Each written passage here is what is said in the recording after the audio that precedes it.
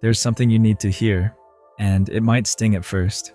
You're not being blocked because you're unworthy. You're being blocked because you're gripping too tightly. Wanting something deeply isn't the problem. Needing it to feel whole, that's where it begins to break you. Because the truth is, the more you need, the more desperate your energy becomes. And desperation doesn't attract what you want. It repels it. We've all been there. You overthink their silence. You chase clarity before it's ready to arrive. You tell yourself, once I get this, then I'll feel okay. But that once never really comes, does it? Because even when you do finally get the thing, you're too anxious, too tense, too attached to actually enjoy it. Need creates tension, and tension blocks flow. It's a quiet trap. The more you chase happiness in external things, the right person, the perfect plan, the next achievement, the more they slip through your fingers, not because they're impossible, but because you're not actually open to them. You're clinging, you're controlling, you're not receiving, you're gripping. And what's meant for you doesn't enter clenched fists, it arrives in open hands. So here's the shift. The less you need, the more space you give life to actually deliver. The more whole you feel without it, the more magnetically it finds its way to you. This isn't about becoming emotionless. It's not about pretending you don't care. It's about releasing the belief that your happiness is locked inside something outside of you. Because once you stop needing, you start inviting. From peace, from wholeness, from trust. That's when things begin to change. Not because you forced them, but because you finally stop standing in their way. You see, there's a huge difference between wanting and needing. Wanting comes from inspiration. It's light, it's open. Needing comes from lack. It's tight, it's anxious, it's filled with fear. And what most people don't realize is that it's not what you say you want that shapes your life. It's the energy behind it. You can say you want love. You can say you want peace. You can say you want success. But if the energy underneath it is, I'm not okay without it, then what you're actually manifesting is more situations that confirm your emptiness. Because life responds to your inner world, not your wish list. And when you're in that space of need, even the good things don't feel good. You get the relationship, but now you're afraid to lose it. You get the opportunity, but now you're doubting if you're worthy of it. You get the peace, right? But you don't know how to sit still in it, so you sabotage it. That's what happens when you receive from need. You don't actually receive, you cling. And clinging turns gifts into burdens. But here's what changes everything. When you no longer need it to feel complete, you're finally ready to hold it with grace. Because now you're not grasping, you're not proving, you're not chasing something to fix the hole inside of you. You've started filling that space yourself with self-respect, with stillness, with presence. And that presence, it's powerful. It makes people notice. It makes situations flow toward you instead of away. Because there's nothing more attractive than someone who's at peace. Not because they have everything, but because they're no longer ruled by what they don't. You stop chasing love, and suddenly, people are drawn to your calm. You stop obsessing over timing, and life begins to show up in ways you didn't expect. Not because you tried harder, but because you finally got out of your own way. This is the secret most people never realize. When you let go of need, you don't have less. You make space for more. More clarity, more peace, more alignment, and more of what's real, not just what your ego begged for. Here's what they don't teach you. Needing something doesn't make it come faster. It makes you blind to what's already available. You could be surrounded by people who care, but if you need validation from someone specific, you won't even feel it. You could have enough to be content, but if you need more to feel worthy, it'll never feel like enough. Because need sharpens your focus on what's missing. And when your focus is stuck on lack, your whole reality starts reflecting it back. But the moment you release that grip, when you say, I'd love to have this, but I'm okay either way, something inside you shifts, and that shift is what life responds to. Because when you stop clinging, you create magnetism. Not the kind that tries to pull things in, but the kind that draws them naturally because there's no resistance. You're not chasing. You're not begging. You're just available. Available for the right opportunities because you're not overattached to the wrong ones. Available for real love. because you're not busy forcing half-hearted connections. Available for peace because you're not trying to fill the silence with noise anymore. This is what true detachment looks like. It's not cold. It's not careless. It's not walking away from your desires. It's walking away from the belief that you need them to be okay. And once you do that, something else shows up. Self-trust, the kind that says, if this is for me, it will stay. If it's not, I'll still be whole. That kind of energy, it's rare because most people are stuck in cycles of proving, chasing, overperforming, thinking that if they just do a little more, then they'll be worthy. But that worthiness you're chasing can't be found in more effort. It's found in the absence of need. It's what you uncover when you realize you're not missing anything. You just forgot how to feel full without grabbing at more. When you stop reaching, you start receiving. Because finally, you're aligned with the truth. You were never meant to beg for what already belongs to you. Let's talk about freedom. Not the kind you see in movies, but the kind you feel when nobody's watching. The quiet, inner freedom that shows up when you stop trying to control how life sees you. When you stop bending yourself into versions that will be accepted. When you stop making your peace conditional on whether or not things go your way. Because the less you need, the more space you have. To be honest. To be still. To be real. Need makes you wear masks. It makes you shapeshift. It makes you second guess your voice, your worth, your instincts. But when you don't need someone to like you, you show up as you are.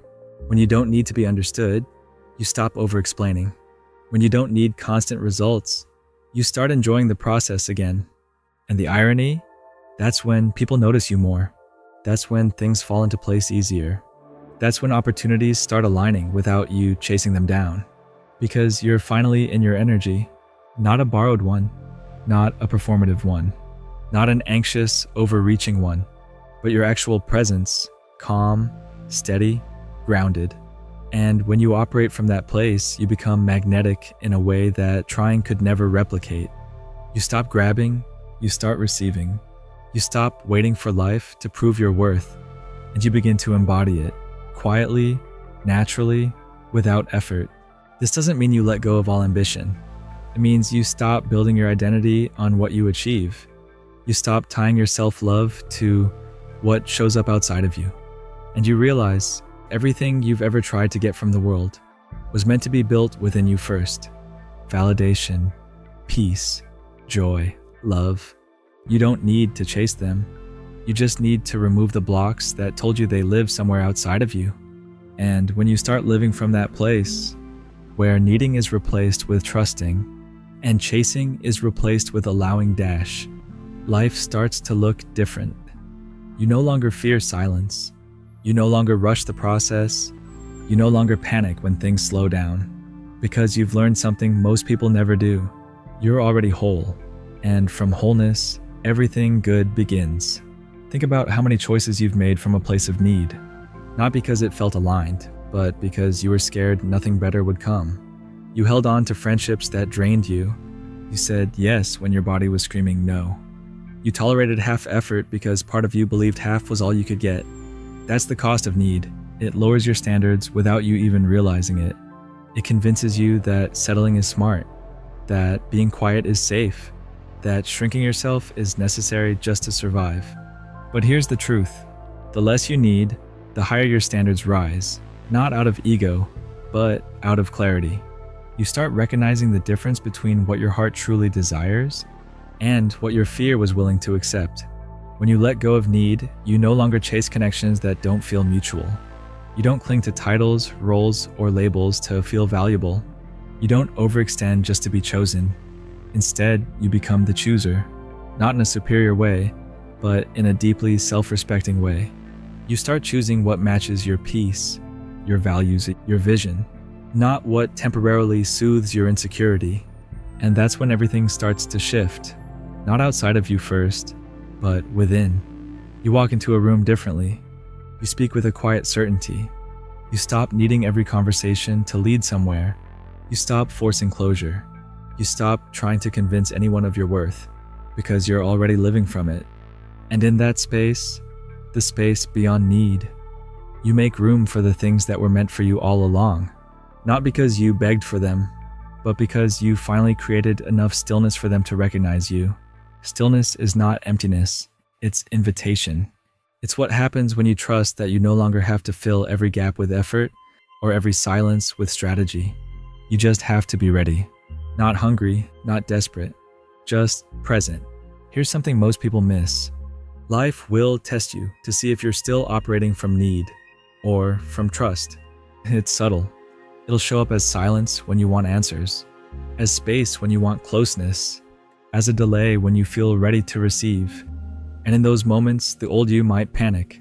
You might start reaching again, grabbing, overthinking, trying to fill the gap with control. But the new you, the version of you that's no longer ruled by lack, they pause, they breathe, they remember need is a reaction, trust is a response, and there's power in choosing stillness over panic. When you stop needing everything to happen right now, you stop leaking energy. You stop draining yourself over things you can't control. And suddenly, without doing more, you start attracting more. Because life is never withholding just to punish you. Sometimes it's holding off to see if you'll finally stop chasing what you think you want and become ready for what's actually meant for you. And that version of you, the one who no longer needs love to feel lovable, who no longer needs validation to feel seen, who no longer needs success to feel enough, that version is magnetic. Not because they try to be, but because they're not afraid to stand still, to wait, to walk away, to stay grounded when everything else tells them to grasp. You don't get tested to suffer, you get tested to shed. To let go of the part of you that still thinks worth is something to earn. To release the identity that believed fulfillment lives somewhere outside of your body. So when things feel quiet, don't run. Don't fill the silence just to escape it. Sit in it. Because that silence is where the old version of you dissolves. And the new one starts to arrive. Stronger, softer, clearer. This is where the shift becomes real. Not in a dramatic breakthrough, but in those small, everyday moments where you no longer act from need. You act from alignment. And alignment doesn't chase. It doesn't beg. It doesn't panic. It attracts naturally, calmly, without force. So here's the truth most people never learn. You don't receive more by needing more. You receive more by needing less. Not because you stop caring, but because you finally start trusting. Trusting yourself, trusting your timing, trusting that what's real won't run from you. It will recognize you. And when you let go of need, you begin to live in a different rhythm. You stop trying to chase love, and instead, you become love. You stop demanding peace from the world, and instead, you create it within. You stop waiting for life to complete you, and instead, you realize you were already whole. You just forgot. Let life meet you in that wholeness. Let it rise to your energy, not your desperation. Let it respond to your stillness, not your struggle.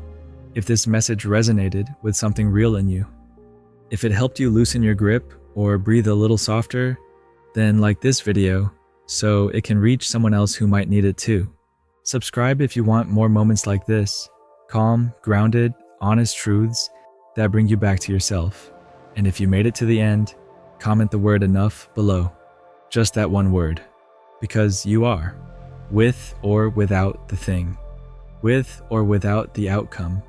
You're enough, and from that place, life flows.